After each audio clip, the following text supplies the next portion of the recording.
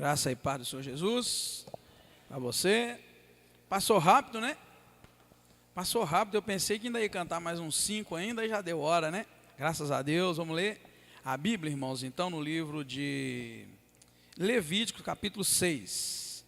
Diz assim: disse o Senhor a Moisés: quando alguém pecar e for infiel ao Senhor, enganando o seu próximo, referente a algo que este lhe deu em depósito, ou penhor, ou roubo, ou reter em seu poder alguma coisa de seu próximo, ou que tendo achado o perdido e o negar com falso juramento, ou fizer alguma outra coisa de todas aquelas em que o homem costuma pecar, quando assim pecar e tornar culpado, restituirá o objeto roubado ou extorquido, ou o que lhe foi confiado ou perdido que achou, ou tudo aquilo sobre o que falsamente jurou, restituirá por inteiro, e ainda sobre isso acrescentará a quinta parte, a quem pertence o dará no dia da sua oferta pela culpa.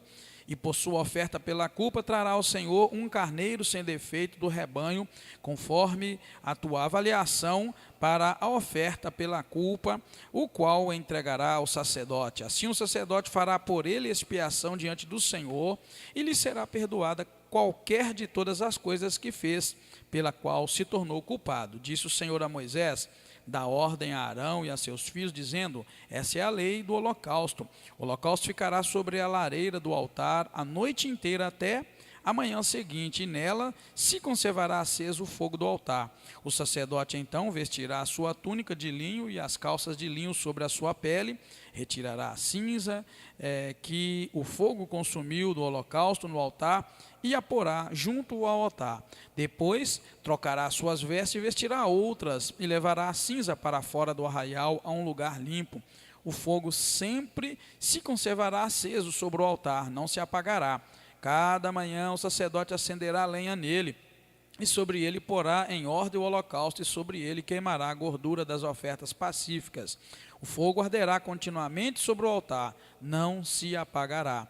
Esta é a lei da oferta de cereais. Os filhos de Arão a oferecerão perante o Senhor diante do altar. O sacerdote tomará um punhado de flor de farinha, de azeite, flor de farinha da oferta de cereais e do seu azeite, e todo o incenso que estiver sobre a oferta de cereais, e os queimará no altar como memorial de cheiro suave ao Senhor. Arão e seus filhos comerão o restante dela, mas deverá ser comido sem fermento no lugar santo, no pátio da tenda da congregação. Fermentado não se assará, é a parte que lhes dei das minhas ofertas queimadas. Como a oferta pelo pecado e como a oferta pela culpa, é coisa santíssima. Todo varão entre os filhos de Arão comerão dela. Estatuto perpétuo será para as vossas gerações das ofertas queimadas ao Senhor. Tudo que nelas tocar será santo. Disse mais o Senhor a Moisés: esta é a oferta de Arão e de seus filhos, que oferecerão ao Senhor no dia em que ele for ungido, a 10ª parte de um efa de flor de farinha, como oferta de cereais, contínua, metade pela manhã e metade à tarde. Numa assadeira será preparada com azeite bem misturada, e apresentará a oferta de cereais, partida em pedaços, como cheiro suave ao Senhor. Também o sacerdote que dentre seus filhos for ungido em seu lugar fará o mesmo. Por estatuto perpétuo será toda ela queimada ao Senhor. Assim, toda a oferta de cereais do Senhor será totalmente queimada, não se comerá. Disse o Senhor a Moisés: dize a Arão e a seus filhos: esta é a lei da oferta pelo pecado. No lugar onde se imola o holocausto, se imolará a oferta pelo pecado perante o Senhor. É coisa santíssima. O sacerdote que a oferecer pelo pecado, a comerá no lugar santo no pátio da tenda da congregação. Tudo o que tocar a carne da oferta será santo, e se o sangue respingar sobre uma roupa, lavarás a mancha no lugar santo. O vaso de barro em que for cozido será quebrado, mas se for cozido num vaso de cobre, este será esfregado e lavado com água. Todo varão entre os sacerdotes comerá dela, é coisa santíssima. Não se comerá, porém, nenhuma oferta pelo pecado da qual se levou sangue à tenda da congregação, para fazer expiação no santuário. No fogo será queimada. Amém? Sacrifício pelos pecados, o holocausto, ofertas cereais e oferta pelo pecado, nós já estamos acompanhando, irmãos, todos esses ensinamentos nos capítulos anteriores. Se os irmãos se derem conta, holocausto estava no primeiro capítulo, oferta de cereais no segundo capítulo, as ofertas pacíficas nós vimos ela no capítulo 3, o sacrifício pelos pecados dos sacerdotes, pelo pecado da comunidade, pelo pecado dos príncipes, dos principais ou dos príncipes, e depois o pecado por qualquer um do povo, nós vimos no capítulo 4. Isso não é novidade, depois é repetido no capítulo 5, sacrifício pelo pecado. Só que no capítulo 5 é pelo pecado oculto. E agora nós estamos começando o capítulo 6 falando de sacrifício, não pecado oculto, mas voluntário. E depois nós vamos repetir holocausto, oferta de cereais, oferta pelo pecado. Depois o capítulo 7 vai falar oferta pela culpa, oferta pacífica. Parece que estamos repetindo? Sim, e em parte estamos. Só que quem leu cuidadosamente na sua casa, se deu conta que agora as instruções não são para quem vai dar a oferta. Tá? Nos capítulos anteriores falou sim do holocausto, falou das ofertas pelo pecado, falou da oferta de cereais, mas falou do ponto de vista de quem ia adorar, de quem ia oferecer a oferta. Agora os irmãos se deram conta que aqui está falando para o sacerdote que ia ali imolar, que ia oferecer a oferta no altar, né? No capítulo anterior, então, vimos a oferta pela culpa de alguém que pecou intencionalmente contra o seu próximo, não é assim? Agora fica claro que o transgressor deveria trazer também a reparação pela propriedade perdida ou danificada, que consistia no valor que a pessoa pegou, acrescentando o quinto. O que é o quinto? Quem lembra? Nós falamos semana passada. O que é o quinto? O quinto é quanto por cento? Hein? 20%, né? 20%. Você divide qualquer coisa, você divide 100% em 5 partes, vai dar quanto?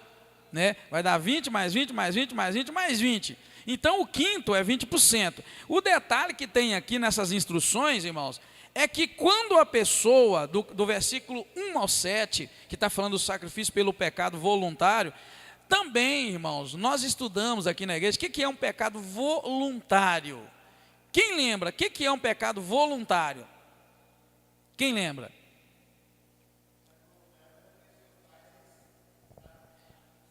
Isso mesmo. Pecado voluntário é quando ela faz sabendo que está fazendo. Tipo assim, eu cometo um pecado ciente do que eu estou cometendo um pecado. Isso é um pecado voluntário. Agora, o pecado involuntário é aquele que eu faço e simplesmente eu não tinha nem me dado conta. Então, eu pequei porque eu nem sabia.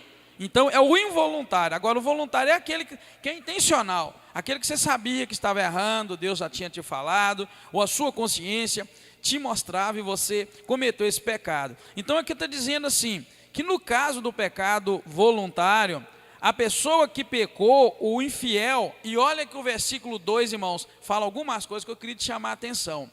Olha o que diz, versículo 2, quando alguém pecar e foi infiel ao Senhor, olha, enganando o seu próximo, referente a algo que este lhe deu em depósito. O que é este lhe deu em depósito? Você dá a pessoa em depósito, você dá dinheiro, você empresta alguma coisa, coloca na mão da pessoa alguma coisa, não é? Ou penhor, ou roubo, tá vendo? Até o roubo entra. Ou então ele reter em seu poder alguma coisa que é do seu próximo. Quando você retém algo que não é seu, aqui está falando que isso é pecado. Então, quando a gente começa a estudar, irmãos, a Bíblia Sagrada, para aprender com a Bíblia o que é pecado e o que não é, a gente vai ver que existe uma gama muito grande de pecado que a gente comete, que as pessoas cometem, que o mundo comete. Irmãos, eu preciso te dizer uma coisa nessa noite. Nós estamos falando sobre o pecado no livro de Levítico. Gostaria que a igreja inteira participasse. O que tem de crente que vive em pecado e acha que não tem nada a ver? Sabia? Tem pecado demais que as pessoas praticam, e não é que não sabe, é que não está nem aí para as coisas que fazem, desde comprar e não pagar, falso testemunho, reter algo que não é da gente, por aí vai a lista. Esse texto está mostrando para nós que isso não agrada ao Senhor. Irmãos, e de forma alguma nós devemos continuar na prática daquilo que não agrada a Deus, não é assim? Não é sério isso? O versículo 3 continua dizendo, também chama de pecado a pessoa que achou algo perdido, tendo achado o perdido, e o negar com falso juramento. E você sabia que essa semana foi a semana de eu achar dinheiro? Foi. Achei dinheiro lá em casa. Você lembra que eu falei com vocês? R$10, na semana passada, aliás. Não era meu, não era do Luiz, não era dos homens lá da empresa lá que fez a estrada para mim. Então, eu pensei, então o que nós vamos fazer com esse dinheiro? Aí os irmãos lá falaram, ó pastor, vamos combinar, não é meu.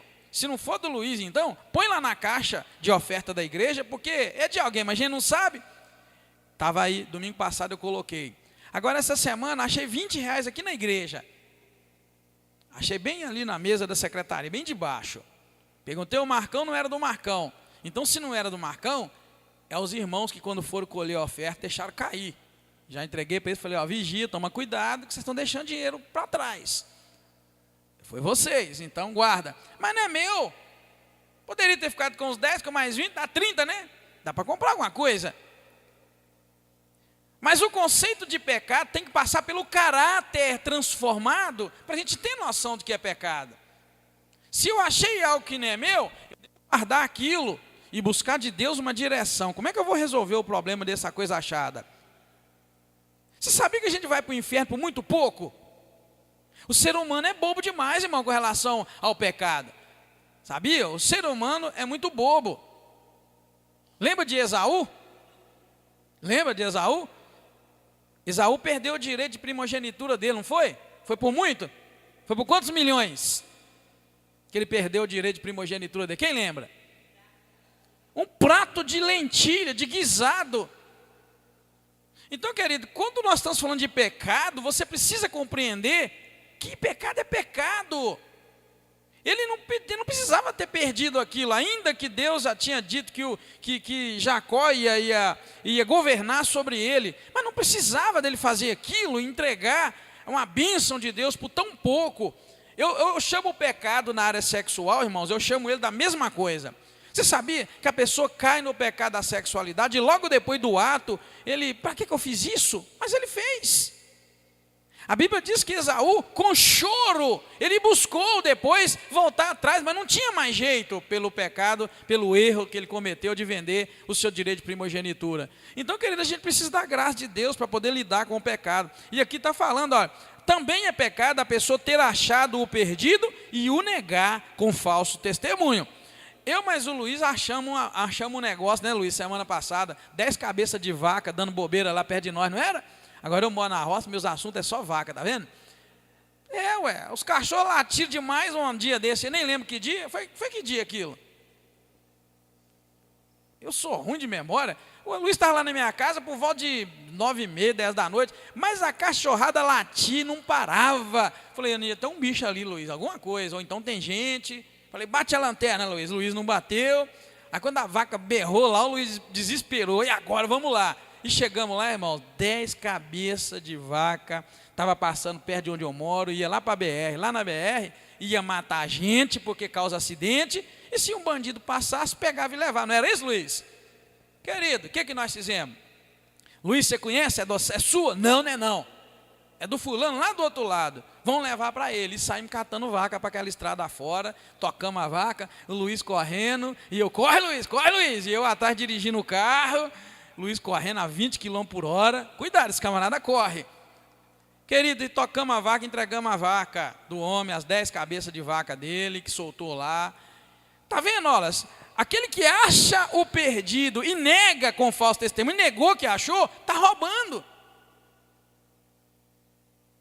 Teve um dia que eu achei R$600, falei para vocês, de manhã cedinho, eu passei, e um camarada saiu correndo do banco com com um bebezinho, um nenenzinho, uma pessoa assim de 3, 4, 5 anos na garupa da bicicleta esperando. Ele saiu doido de lá do caixa com o cartão na mão. E quando eu olhei, R$ 600 em nota de 100. Não tinha ninguém. Era 6 horas e pouca da manhã, só o camarada lá dentro. Eu catei o dinheiro todo e gritei ele. O dinheiro era dele, irmão.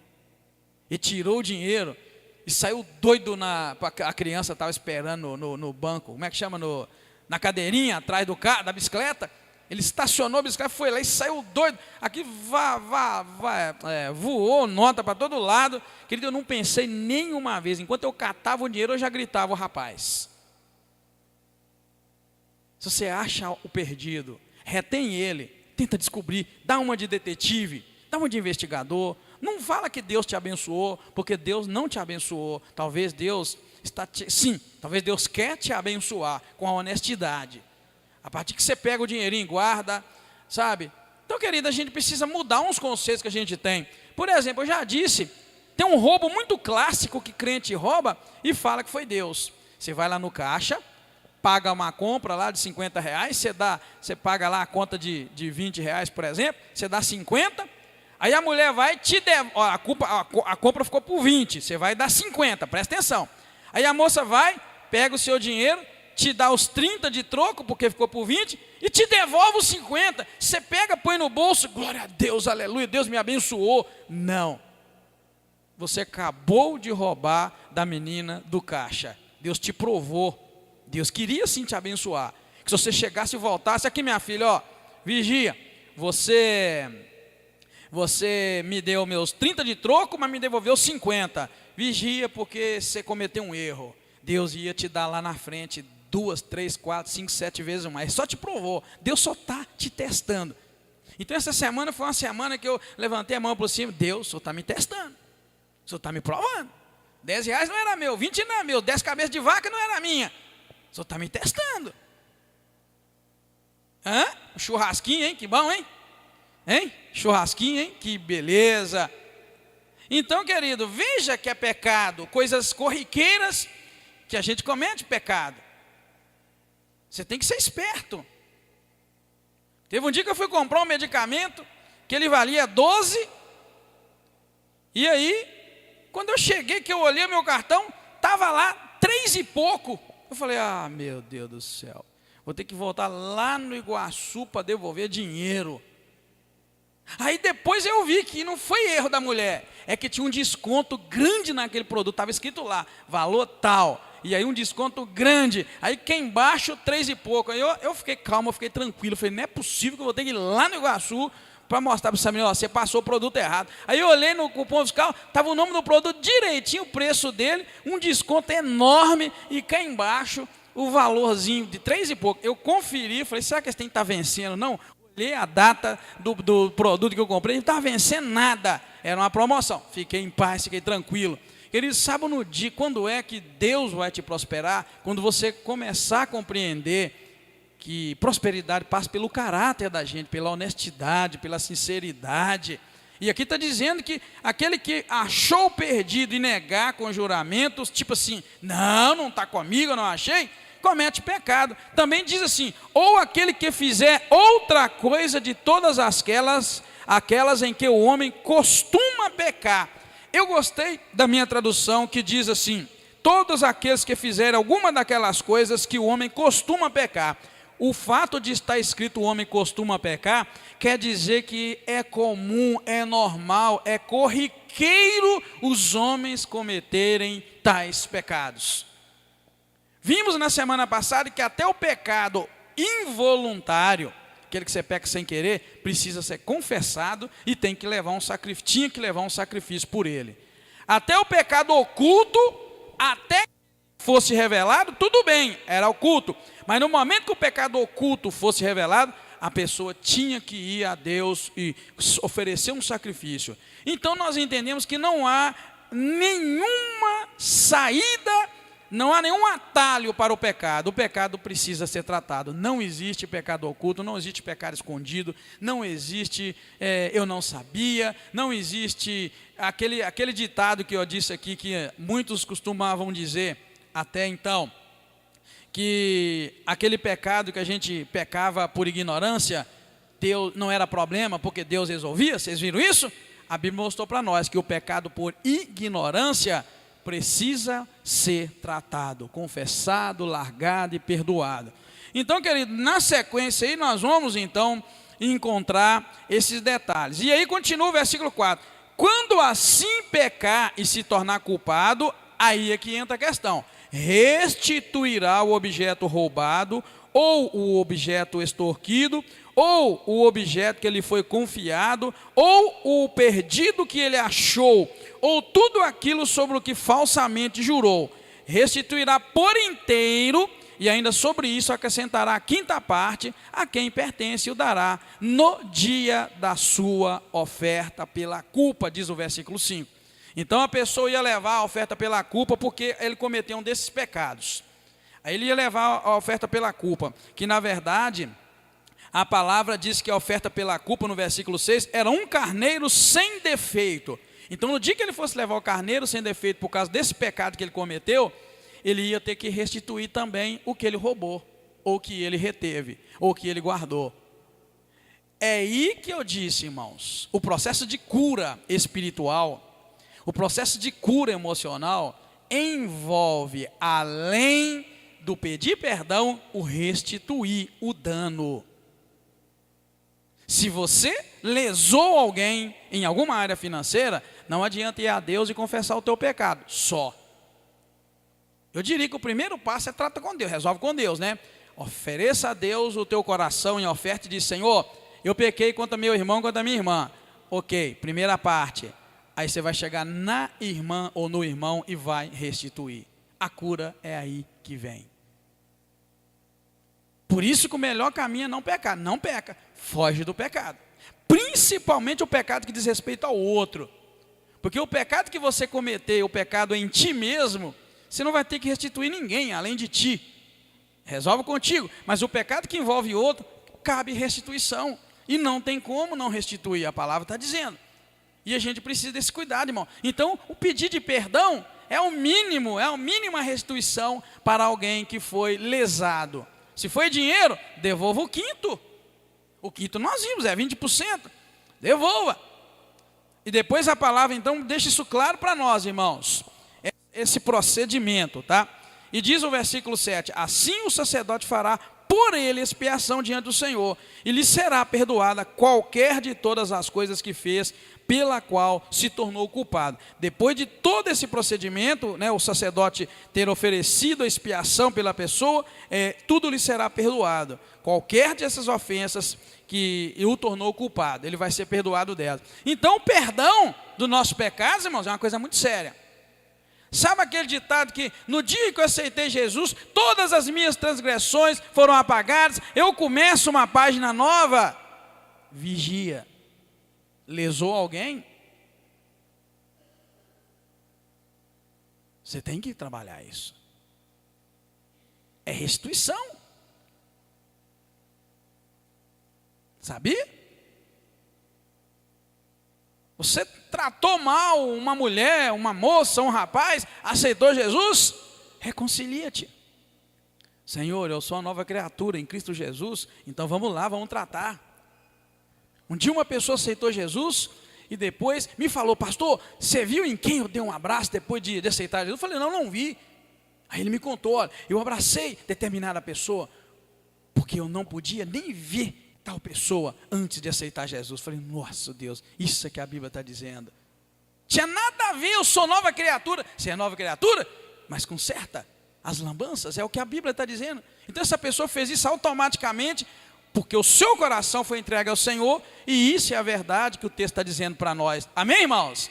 Pastor, isso é pesado demais, mas quem te disse que servir a Deus com sinceridade e dentro da palavra é fácil? Não é fácil, irmão.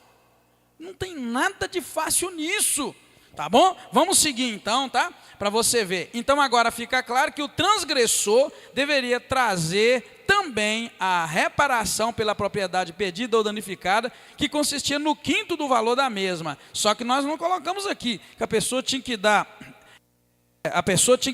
a coisa danificada, veja o versículo 5, restituirá por inteiro, e ainda sobre isso acrescentará a quinta parte. Na verdade, eu coloquei ali de uma forma que ficou muito vago. Fica claro que o transgressor deveria trazer a coisa inteira, restituir por inteiro e fazer a reparação, acrescentando o quinto, na verdade. Do versículo 8 ao versículo 13, nós vamos ver, irmãos, o holocausto. Só que você vai se dar conta que a partir daqui, do versículo 8, a Bíblia vai tratar dos sacrifícios de ofertas cereais, o holocausto, oferta pelo pecado, vai seguindo até pelo capítulo 7, mas na verdade é no ponto de vista do sacerdote, porque nós vimos até então as ofertas na perspectiva do adorador. Você viu que até o versículo 7 era o que o adorador, a pessoa que cometeu o pecado, deveria fazer. Agora, uma leitura cuidadosa, você vai perceber que a partir do versículo 8 até o final do capítulo 7, é a perspectiva do sacerdote, conforme a lei instrui Arão e seus filhos a exercerem devidamente o seu ofício no que se referia ao ritual do sacrifício. Detalhe, você vai ver que existia uma roupa para determinada função, existia outra roupa para outra função. Por que será que Deus fazia isso? Já parou para pensar? Por quê? A gente tem roupa de trabalho, tem roupa de passeio, tem roupa de tudo, não tem? O sacerdote também tinha. Isso me chamou a atenção. Olha, o sacerdote, por exemplo, ao limpar as cinzas do altar, após o holocausto, ele usava vestes especiais, calças e túnica de linho laváveis. Ao remover as cinzas cada manhã, ele tinha que deixava-as de lado do altar, trocava suas vestes, colocando as roupas normais do sacerdote, e depois removia as cinzas para algum lugar que era limpo, diz a palavra, e não para um depósito de lixo, que seria considerado impuro, fora do arraial. Presta atenção, vamos ler o versículo 8 ao 13 para você ver, olha. Disse o Senhor a Moisés: dá ordem a Arão e a seus filhos, por isso que nós colocamos lá atrás, que eles, os filhos de Arão e Arão eram instruídos. Fala assim, esta é a lei do holocausto. Olha bem, irmãos, versículo 8, 9. O holocausto ficará sobre a lareira do altar a noite inteira, até a manhã seguinte, e nela se conservará aceso o fogo do altar.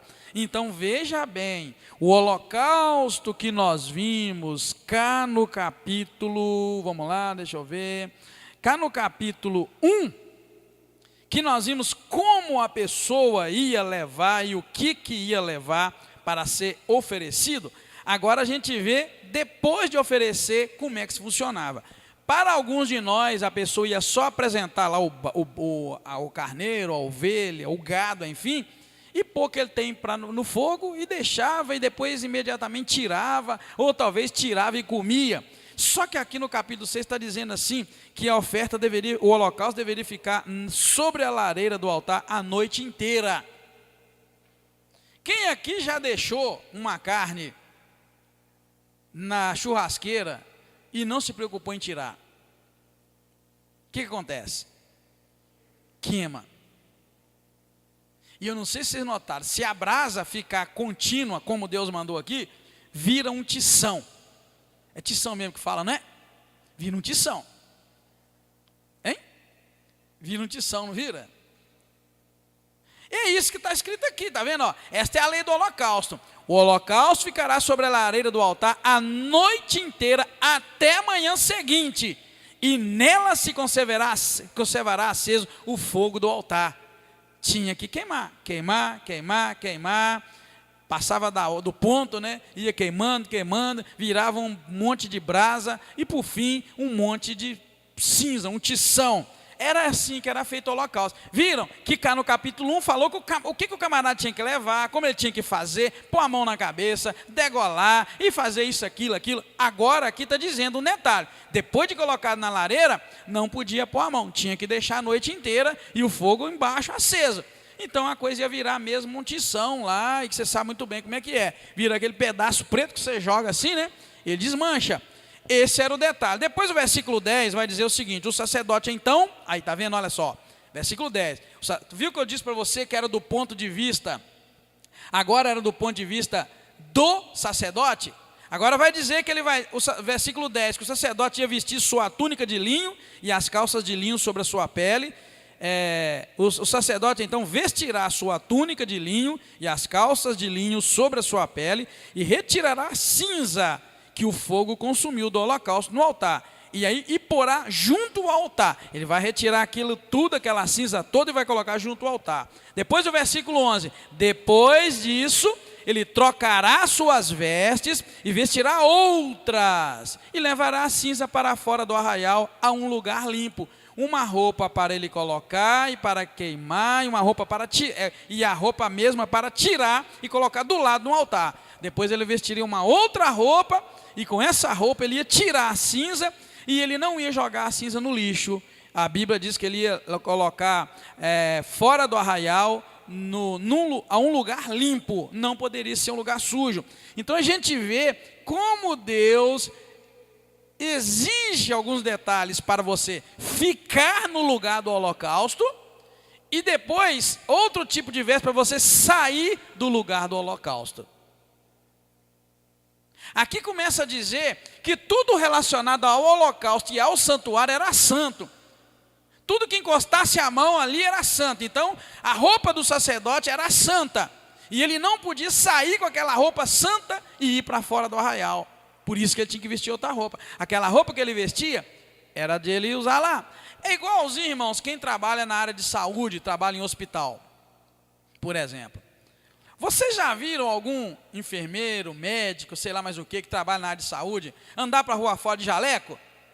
Quem já viu os médicos de jaleco para a rua fora? Já viu? Pois é, eu vou deixar isso aqui para os médicos e os enfermeiros ouvirem. Eles nunca deviam sair com um jaleco desse para a rua fora. Mas eles saem para curtir. Quando é médico, então, ele faz questão de deixar para todo mundo ver. Não devia, a Alzita trabalhou e sabe. Ele tanto leva a contaminação daqui de fora lá para dentro, como traz de lá para cá. É ou não é, Alzita? Só que é moda. Você vê eles por aí, já é enfermeira, eles fazem questão de sair. Se o hospital então é de nome, aí que eles andam, eles vão para o restaurante, eles vão para a feira, eles aparecem. Só que não devia, não se deve contaminar aquela roupa cá fora e levar lá para dentro, e nem trazer de lá para cá. Só que os camaradas fazem tudo errado. E devia punir, não é? Devia punir. Quando vê alguém de jaleco aí, você é de qual área? Eu sou da área tal. Então você pode fazer o favor, vai trocar de roupa. Não entra no hospital com essa roupa, não. E aí você vigia, não fica tocando também. Quando você vê um médico, enfermeiro, todo de branquinho aí, de jaleco, não chega nem perto. Você não sabe o que está ali. Vocês entenderam o que eu quis dizer? Contaminação, não é? Aqui que você vai notar que o que Deus estava ensinando para eles era a mesma coisa. A roupa que o sacerdote usava para ministrar ali, oferecendo a oferta, queimando a oferta e juntando as cinzas, era uma. Para o momento dentro do tabernáculo era uma. Agora, para ele pegar a cinza e sair fora do arraial, era outra roupa. Só que aqui no caso, era para quê? Porque toda a roupa que ele usava aqui dentro era santa. Tudo que tocava ali dentro era santo. E o que tocava lá fora já não era.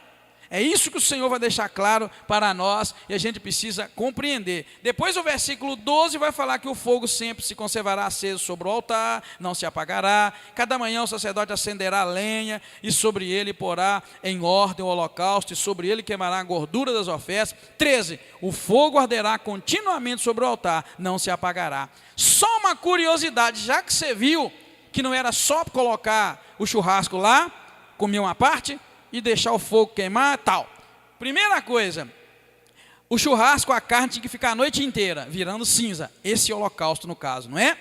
Agora, outro detalhe, quando fala que o fogo deveria ser aceso, e que ele deveria arder continuamente e não poderia ser apagado, pare e pensa. Essa churrasqueira, então, tinha um outro detalhe. Qual o detalhe que tinha nessa churrasqueira mesmo com relação ao fogo?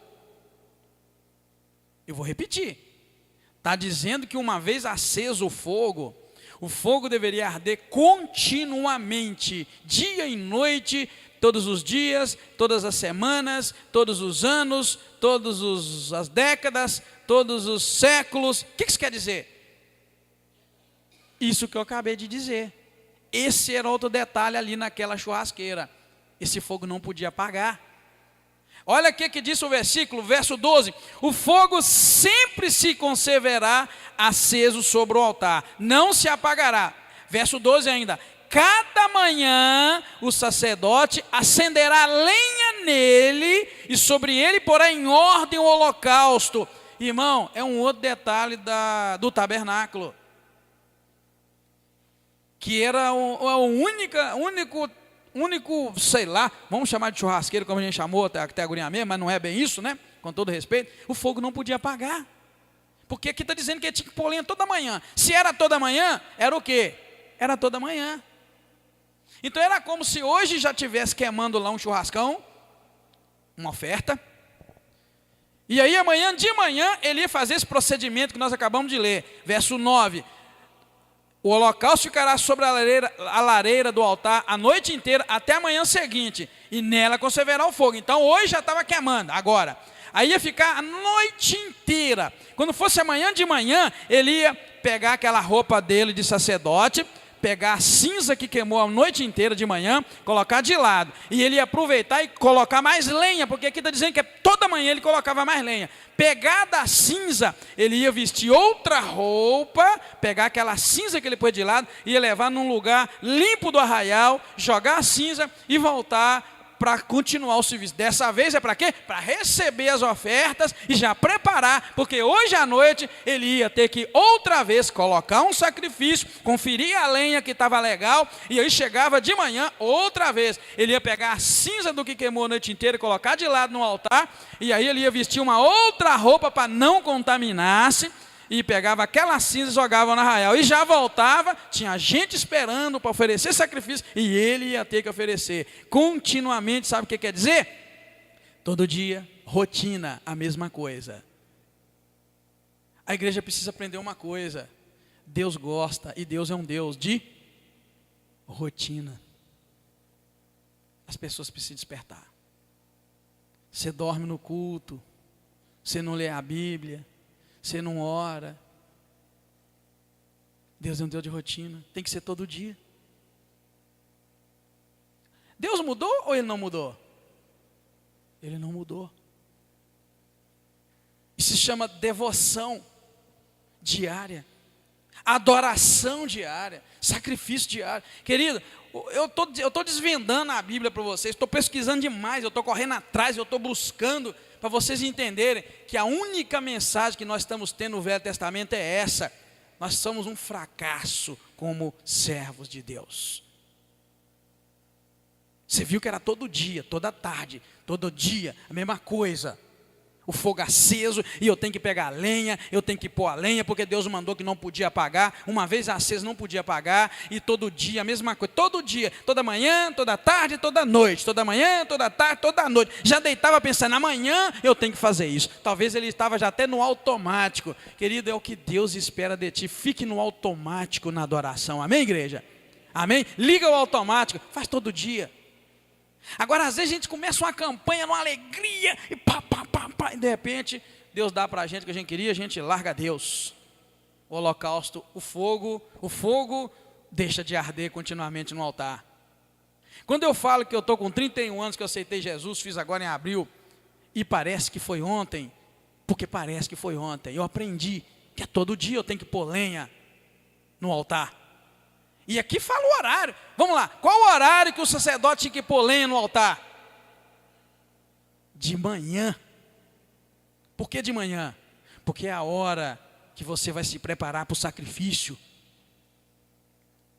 E aí de noite, quando você vai dormir, você tem que só que dar uma olhada, porque Deus disse que o fogo não poderia apagar. Então você põe lenha de manhã, e quando dá a noite, você tem que conferir: será que tem lenha no meu altar?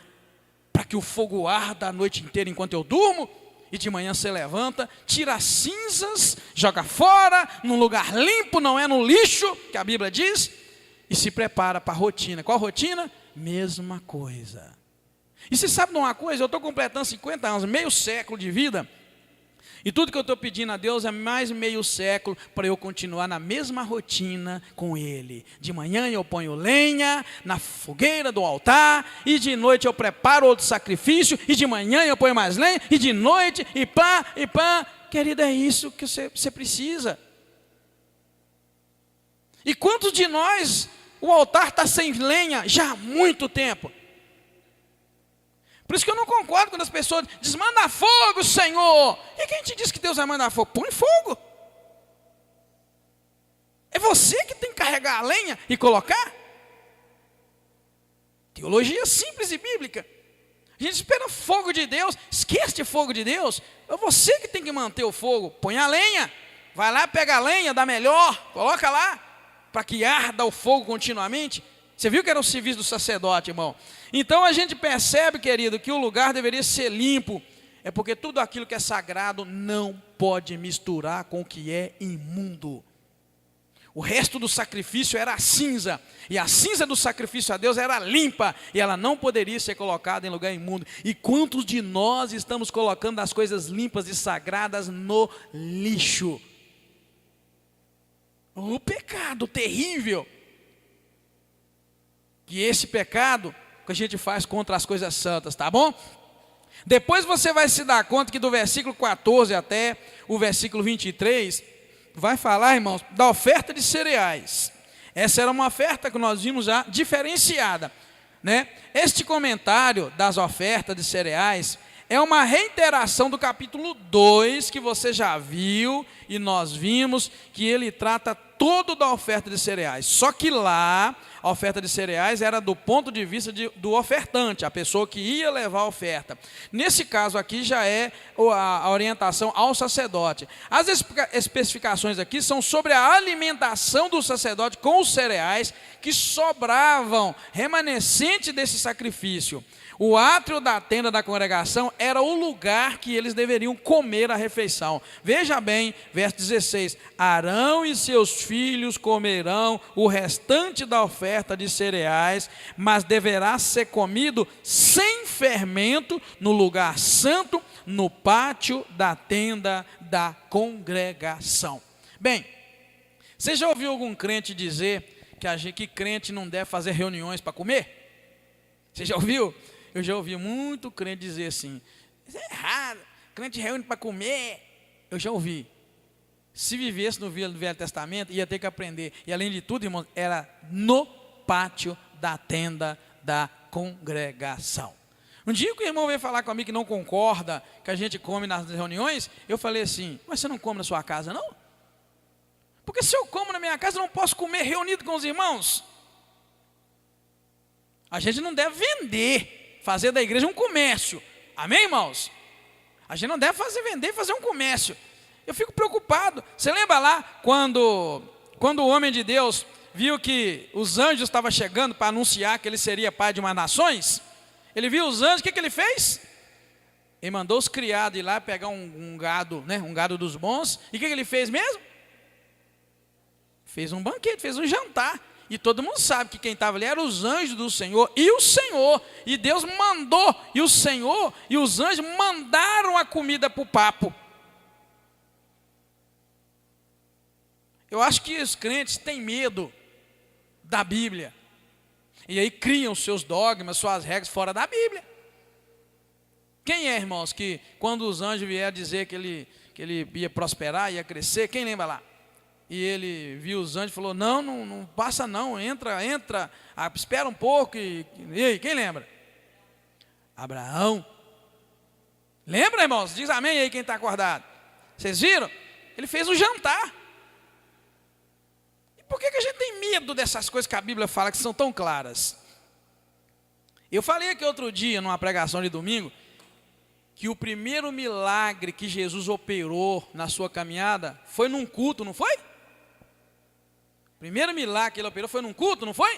Um culto lá na sinagoga, não foi? Foi onde mesmo o primeiro milagre? E casamento tinha lá pelo menos uma coisa, a gente sabe. Se tinha frango frito, frango assado, a gente não sabe. Mas uma coisa tinha, Jesus deu um jeito de operar um milagre. O que tinha lá? Então, querido, eu não sei que teologia, que medo, que o diabo enfia na cabeça das pessoas. comida, festa, esse trem, Deus não gosta. Eu queria saber onde.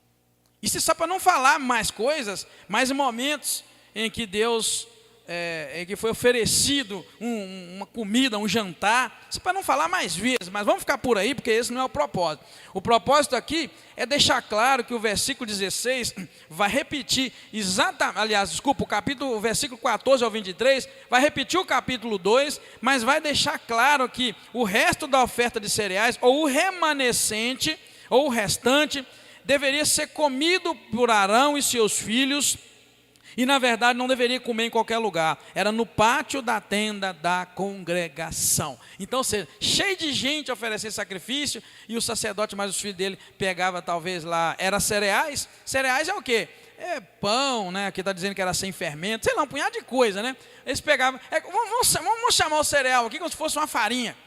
Todo mundo lá no pátio, gente esperando para oferecer sacrifício, eles pegavam um tiquinho, e o que eles iam fazer? Comer no pátio da congregação. Sabe o que eu estou pensando aqui? Existe uma moda hoje que os obreiros, pastores, precisam ter férias, precisam descansar, precisa disso, precisa daquilo, e mais um punhado de coisa. E sabe o que eu vejo na Bíblia? Eu não vejo falando que eles tinham férias. Era todo dia, todo dia, todo dia. Mesma coisa. Pegava um pratinho de cereal e sabe onde eles comiam, irmão? Vamos dizer que isso aqui se fosse uma tenda. E tinha um punhado de gente para oferecer lá no pátio. Ele tinha que pegar o remanescente do cereal e comer no pátio. Eu duvido que tinha uma cantina naquele pátio para ele comer a sós, no meio de todo mundo. A gente precisa voltar à Bíblia para a gente ver se o nosso ministério está andando de acordo com a Bíblia. Eu não dou para viver no meio de multidão, sabe? Eu gosto de servir a Deus, mas na minha. Eu gosto de chegar na igreja, sentar no meu canto, termino o culto, eu vazo, eu não gosto de multidão. Eu queria que você fosse da linhagem sacerdotal nessa época, para ver se você ia conseguir chegar depois no culto, depois que o culto começou, e sair antes dele começar. Você ia ter que se alimentar todos os dias no meio de uma multidão como nós estamos aqui. Já imaginou o que é que eu me retirar para o lado ali? Se eu fosse Arão ou um dos seus filhos, eu tinha que me retirar para um lado ali e rasgar uma coxa de cordeiro que foi oferecido pelo sacrifício?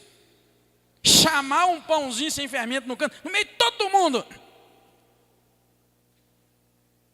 E olha que eu sou cheio de ritual para comer. Quem come comigo sabe, eu sou cheio de ritual. Eu sempre sento no mesmo lugarzinho, eu pego sempre a colher e o garfo da mesma cor, eu sou cheio de coisa. Eu não ia poder ter nada disso, era no meio de todo mundo. Era no pátio da tenda da congregação. Deus está te ensinando alguma coisa, querido, com a tua vida espiritual? Como é que a gente precisa mudar? Precisa, querido. A gente precisa mudar para adorar o verdadeiro Deus. Nós precisamos restaurar o amor pela igreja, instituição igreja. Talvez esse seja até um tema a trabalhar. Algo relacionado a Deus precisa restaurar o nosso amor pela igreja. Restaurar o nosso amor pelo santuário, pelo templo. Restaurar o nosso amor pelos ofícios do santuário, os ofícios do templo. Restaurar o nosso amor pela coisa chamada culto público, onde a gente come, bebe, dorme, junto com todos, no meio de todos, como foi a igreja primitiva lá no início, e nós vimos que eles tinham tudo em comum, por isso que Deus operava tantos milagres, como operava na igreja dos apóstolos, e hoje já não opera mais nada, porque hoje a gente vive um mundinho nosso, é o meu mundo, é a minha adoração, é o meu serviço a Deus, e eu vivo mesmo camuflado no meio da multidão. Chego depois que o culto começou e saio antes de terminar. Só espero o pastor dar a bênção apostólica e vazo derrubando quem tiver na frente. Esse isolamento, querido, não é típico de um verdadeiro adorador, de uma pessoa que de fato converteu o evangelho. Aí eu preciso, irmão, me estrepar com o Anderson e o Anderson comigo. Eu preciso me estrepar com o irmão comigo, com você comigo e eu com você. Isso faz parte da verdadeira adoração ao Deus eterno, todo-poderoso. Amém, irmãos? Amém, igreja? Sabe aquele negócio que eu não convivo com os irmãos porque é uma igreja de fofoqueiros? Sabe aquele negócio? A gente precisa pôr isso debaixo do pé, porque é mesmo. Mas Deus te quer misturado com esse povo. Amém, irmão? Deus te quer sendo luz e fazendo ele mudar. Pelo teu comportamento, esse irmão vai mudar. Amém, irmão? Pelo meu comportamento, pelo seu comportamento, essa igreja vai mudar. Amém, irmão? A gente isola porque a gente não compreendeu ainda que esta é a verdadeira adoração. Este é o verdadeiro louvor que agrada ao Senhor. Então, esse detalhe me chamou a atenção, que eles deveriam comer no meio do povo. E me chama a mim e a você, para restaurar o altar, para restaurar o fogo no altar, acender o fogo no altar, e entender que nós estamos aqui para comer, junto com os irmãos, no lugar santo que é na presença do Senhor, e conviver uns com os outros, apesar das diferenças. Você sabe que eu estou com 31 anos de crente, e cada dia eu me descubro mais parecido com os meus irmãos do que antes? Cada ano que passa eu me vejo mais parecido com meus irmãos. Ao passo que muitos de nós sobe num pedestal, sobe numa coluna e diz, eu não convivo porque eu não gosto disso e daquilo. Engraçado, cada dia que eu me convivo, eu me sinto mais igual com meu irmão fofoqueiro, com a minha irmã fofoqueira, com a minha irmã pecador, o meu irmão pecador. Cada dia mais eu me identifico, eu sinto que tem algo dele em mim, algo de mim nele. Sabe o que é? Eu sinto que ele tem o que tem em mim, que é a imagem e a semelhança de Deus.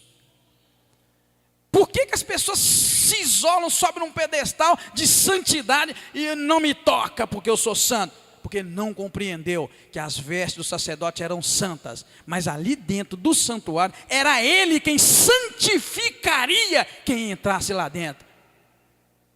Então o negócio é comigo, eu sou igual a você, viva comigo, e você vai aprender comigo o que eu tenho aprendido com o meu Senhor.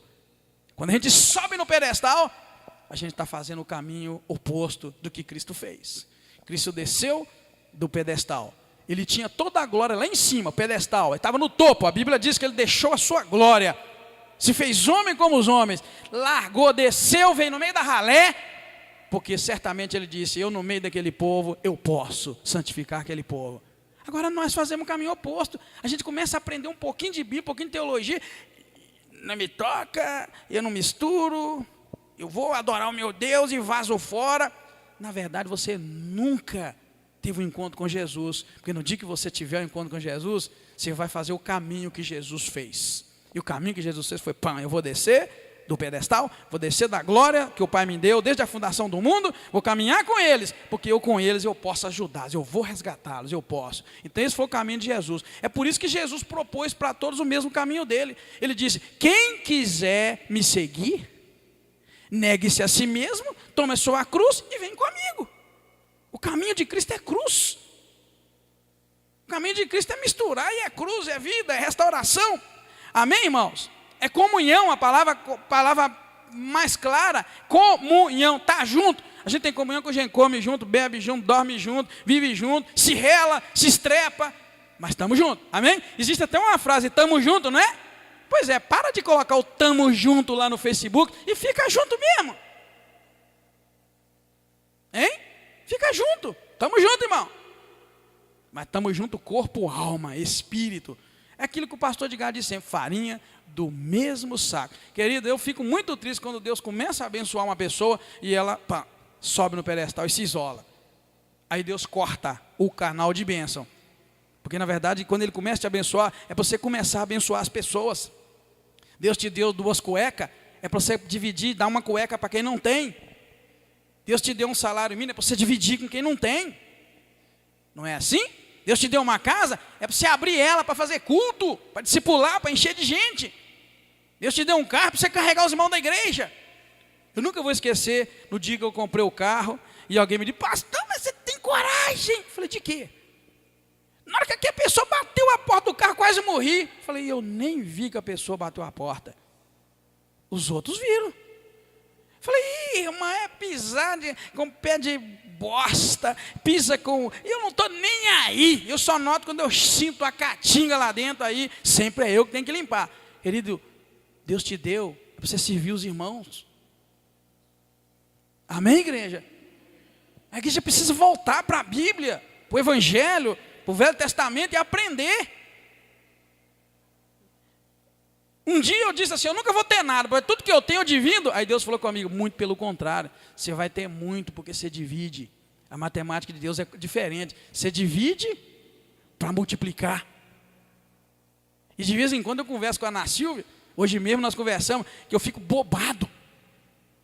Quanto menos eu tenho, mais a coisa multiplica. Sabe o azeite da botija lá da mulher? Eu vivo isso todo dia. E não me pergunte, querido, é milagre. É milagre. E eu nem me assusto com mais nada, eu só fico bobado. Se eu fico bobado, de vez em quando eu abro o bocão, fico assim, meu Deus, mas como é que pode isso? A gente não vê, a coisa funciona assim. Então, querido, no meio do povo, na multidão, no ato da congregação, era o lugar de comer. Nós precisamos comer junto mais vezes, amém, irmãos? Seguindo no estudo, tá, irmãos? Estamos na reta final. O restante desse capítulo, que é o versículo 24 ao 30, vai falar da oferta do pecado, né? Só que, conforme anteriormente foi apresentado no capítulo 4:1 até o 5:13, só que o verso 28 vai destacar, irmãos, que um vaso de barro absorveria alguns sucos de onde foi feito o alimento, e ele não podendo ser lavado, ao ponto de ficar bem limpo como o bronze, ele deveria ser quebrado após o seu uso. O verso 24 ao 30 vai falar da oferta do pecado e vai orientar, esta é a lei da oferta do pecado. Olha, no lugar que se imolar o holocausto, se imolará a oferta pelo pecado perante o Senhor. É coisa santíssima. Aí o 26 diz, o sacerdote que oferecer pelo pecado, a comerá no lugar santo, no pátio da tenda da congregação. Irmão, está dizendo a mesma coisa que acabamos de dizer quanto à oferta de cereais. Ele deveria comer aqui no lugar santo. No meio das outras pessoas, ele deveria comer aquilo. Irmão, vou voltar uma palavra para você, e eu sinto que o Espírito Santo de Deus está falando com muita gente, irmão. E no serviço a Deus, aqui no Velho Testamento e hoje no presente, não existe privacidade. Uma palavra infernal e diabólica dessa geração, que eles inculcaram na tua cabeça e na minha, chama-se privacidade. Aquela pessoa que põe a mão no arado e diz, eu sou do meu mestre, o meu mestre é meu, eu sou do meu amado e o meu amado é meu, ele está abrindo mão da sua privacidade. Não existe privacidade para quem quer servir ao mestre. Quando você planejar um dia, tudo tranquilo, falar agora esse dia é meu, essa semana é minha, te prepara, tua privacidade será roubada, porque não existe. Desde que eu entreguei meu coração para o Senhor, minha vida é dividida o tempo todo. Nunca mais eu tive vida minha. E muito menos depois de casado. Pra você ter uma ideia, opa, tocou aí um Samsung. Você tem uma ideia, Nasceu, está ali, me ajuda. Eu quero passar sempre a minha vida para você como é que funciona. Você vê como é que quem serve a Deus funciona. Eu logo que me casei, dentro dos 6 primeiros anos, 5 talvez, quantas famílias nasceu, morou dentro da nossa casa? Família. 5 famílias moraram dentro da minha casa num período de 5 anos ou menos. Família, irmão.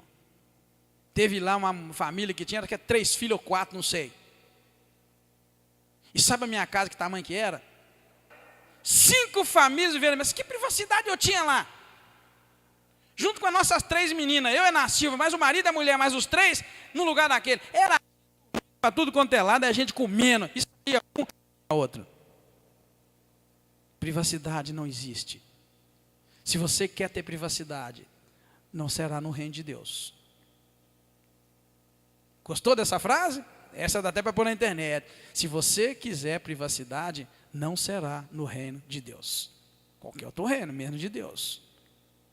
Me dói o coração quando eu escuto, às vezes, as pessoas dizerem, eu preciso de um tempo só para mim. Eu falei, Senhor. Jesus, quando ia dormir, ele levava 2 ou 3 com ele. Quando ele ia reclinar a cabeça, né, quando ele ia lá para o monte, lá. Você acha que a gente tem tempo para nós? Acabou, irmão. A coisa é séria. Então vamos seguir, só para você compreender. O que está dizendo para nós? O sacerdote então deveria comer no lugar santo. E tudo que tocar a carne da oferta será santo. Por isso que eu disse que não poderia sair de dentro do tabernáculo. Tudo que tocar seria santo.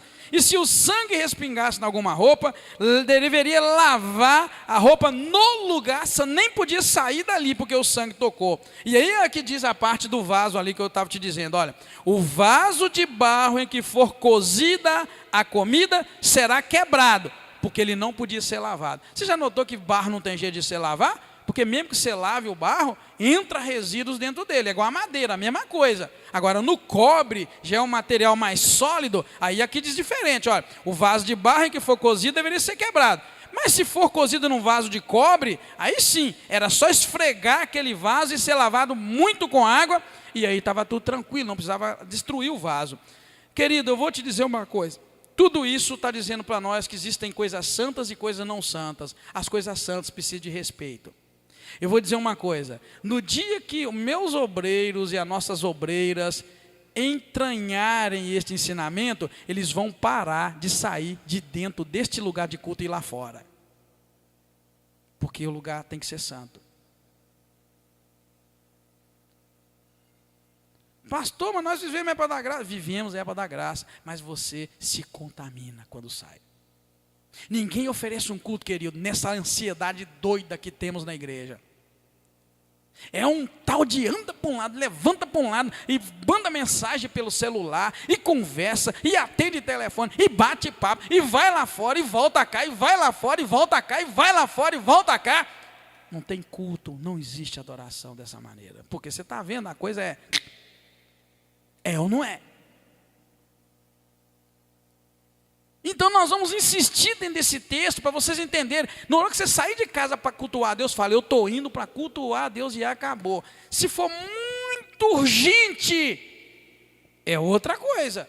Mas eu diria que ninguém tem nada mais urgente depois que entra aqui do que o pastor Edgar, porque ele é o pastor da igreja. Você não tem nada mais de urgente, não combina nada, não resolve nada. Vem para cá, entra aqui dentro, gruda no culto, dirija-se a Deus em culto, na linha de que está sendo apresentado aqui como louvores e como pregação. Fica agarrado e você vai ver como vai mudar a tua vida no aspecto da adoração. Opa, o Samsung está comendo solto aí. Ô, querido, seja lá quem for, põe esse negócio no silencioso. Está perturbando o culto, viu, irmãos? Tem que aprender. Na hora que você vier na igreja, nem traz, o meu fica lá no carro. Mas se você precisa trazer, põe no silencioso, tá? Amém, irmãos? Amém, igreja? Isso é falta de respeito, sabia? É falta de respeito. Tem gente que acha que é engraçado, isso é falta de respeito. Vamos começar a orar para Deus começar a queimar celular aqui dentro da igreja. Hein? É sério, isso é falta de respeito das grandes, desonra a Deus. Nós estamos falando aqui sobre cultuar a Deus e você vê o nível de adoração de culto. Desliga esse trem. Não é, irmãos? Amém? Pede a Deus, para Deus ter misericórdia de mim. Eu estou profanando a coisa que é santa. Bem, vamos seguir então, porque já estamos na reta final. Então nós concluímos que a prescrição para se manter o fogo continuamente sobre o altar é um lembrete da presença permanente de Deus e da necessidade contínua da expiação do povo, que foi, é e continuará a ser cumprida perfeitamente na obra do Senhor Jesus Cristo. Então o fogo que não poderia apagar vai te chamar a atenção para a presença de Deus, que nunca deve sair da tua vida, do teu altar, que deve estar sempre a ser, sempre queimando, sempre ardente, sempre voltado para o Deus Todo-Poderoso. Amém, irmãos?